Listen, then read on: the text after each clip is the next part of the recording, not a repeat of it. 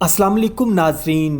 मैं हूं रेहान नसीर और आप देख रहे हैं हमारा यूट्यूब चैनल हकीकत जानो। दोस्तों, रेशम का कपड़ा पूरी दुनिया में अपनी नर्म मुलायम खासियत की वजह से मशहूर है। दोस्तों, रेशम ज़मीन में उगाकर हासिल नहीं किया जाता बल्कि एक कीड़े से हासिल होता है, जिसको आम ज़ुबान में रेशम का कीड़ा और साइंटिफिक ज़ुबान में डोमेस्टिक सिल्क मॉथ भी कहा जाता है। दोस्तों, रेशम का नर्म मुलायम धागा आखिर एक कीड़े से हासिल कैसे किया जाता है? रेशम के कीड़े से रेशम के धागे की हकीकत आज हम बताएंगे आज की इस वीडियो में। लेकिन इससे पहले अगर आपने हमारे चैनल हकीकत जानो को सब्सक्राइब नहीं किया तो बराह करम सब्सक्राइब ज़रूर कर लीजिएगा और साथ ही साथ बेल के निशान को भी दबा दीजिए ताकि ऐसी ही हकीकत से भरी वीडियोस का नोटिफिकेशन आपको मिलता रहे। दोस्तों, सिल्क का इस्तेमाल दुनिया में आज से 4000 साल पहले चाइना में शुरू हुआ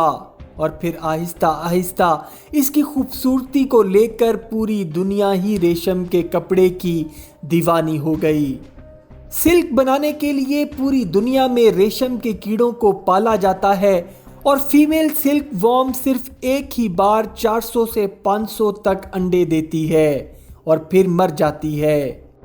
और तकरीबन 2 हफ्तों के बाद अंडों में से बच्चे, जिनको लार्वा कहा जाता है, बाहर निकल आते हैं। जब ये लार्वा अंडों से निकल आते हैं, इनकी सिर्फ एक खुराक होती है जो कि शहतूत के पत्ते हैं। रेशम का कीड़ा सिर्फ और सिर्फ शहतूत के पत्ते ही खाता है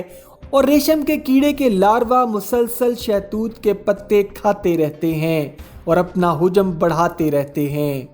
हत्ता कि 3 इंच तक खुद को बढ़ा लेते हैं।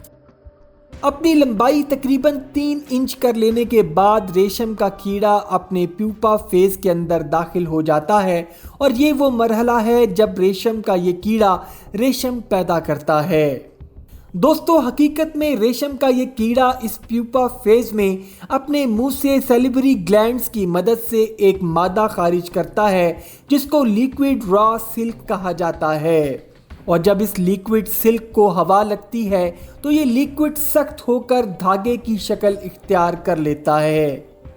प्यूपा फेज के दौरान ये लार्वा अपने गिर्द इस लिक्विड सिल्क को एक कोकोन की शक्ल में लपेटता रहता है और खुद को मौत में तब्दील करने के लिए अपने गिर्द कोकोन बनाकर खुद को महफूज बनाता है और खुद को महफूज बनाने के अमल में जो ये अल्लाह की कुदरत से खारिज करता है वही हकीकत में रेशम है और इस अमल को लार्वा का रेस्टिंग फेज भी कहा जाता है।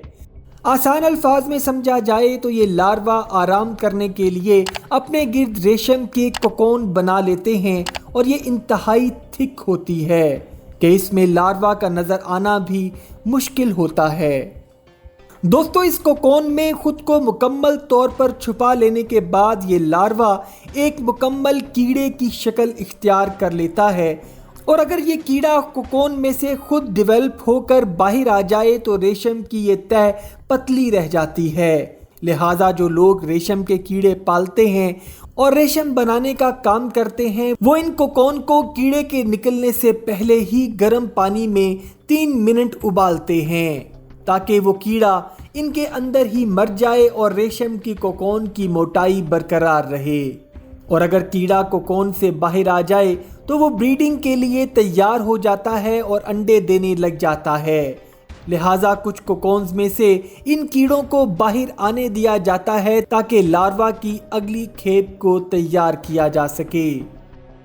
कोकोन्स को बॉयल करने से चिपचिपा प्रोटीन जो इसको जोड़े रखता है वो पिघल जाता है जिससे लिपटा हुआ धागा खोलने में आसानी होती है। दोस्तों, सिल्क का एक धागा बनाने के लिए 30 से 50 कोकोन्स के रेशों को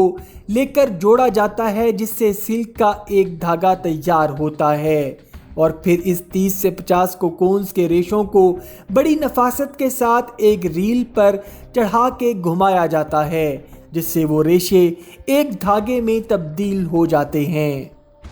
दोस्तों, तकरीबन 1 किलो सिल्क का धागा तैयार करने के लिए तकरीबन 3 से 4 हज़ार कोकोन्स का इस्तेमाल किया जाता है। ریشم کی کوکونز کو کھولنا ایک نہایت مہارت اور وقت طلب کام ہوتا ہے، کیونکہ ایک کوکون کا ریشہ 9 فٹ بال گراؤنڈز کی لمبائی جتنا ہو سکتا ہے،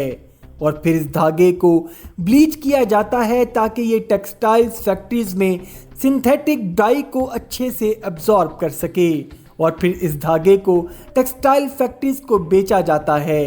جہاں یہ دھاگا مختلف مراحل سے گزر کر ایک خوبصورت نرم و ملائم ریشم کے کپڑے میں تبدیل ہو جاتا ہے۔ اللہ کی قدرت کے آگے سجدہ ریز ہونے کو دل کرتا ہے کہ اس نے کس طرح ایک کیڑے کے منہ سے نکلنے والے مادے کو بھی انسان کی ضرورت کا ضامن بنا دیا۔ دوستو، ریشم کے کیڑے سے ریشم کے دھاگے تک کی حقیقت آپ کو کیسی لگی؟ اگر آپ کو ہماری یہ کاوش پسند آئی ہے تو ہم اس کی سیریز کو جاری رکھیں گے، اور ویڈیو کو لائک، شیئر اور کمنٹ سیکشن میں اپنی رائے کا اظہار ضرور کر دیجیے گا، اور جاتے جاتے چینل کو سبسکرائب کر کے ہماری حوصلہ افزائی بھی کر دیجیے، اور ہم اس سیریز میں نئی سے نئی حقیقت آپ کے سامنے لاتے رہیں گے کہ جس کے بارے میں جاننا امید ہے آپ کو بہت پسند آئے گا۔ اپنا اور اپنے گھر والوں کا بہت سا خیال رکھیے گا۔ اللہ حافظ۔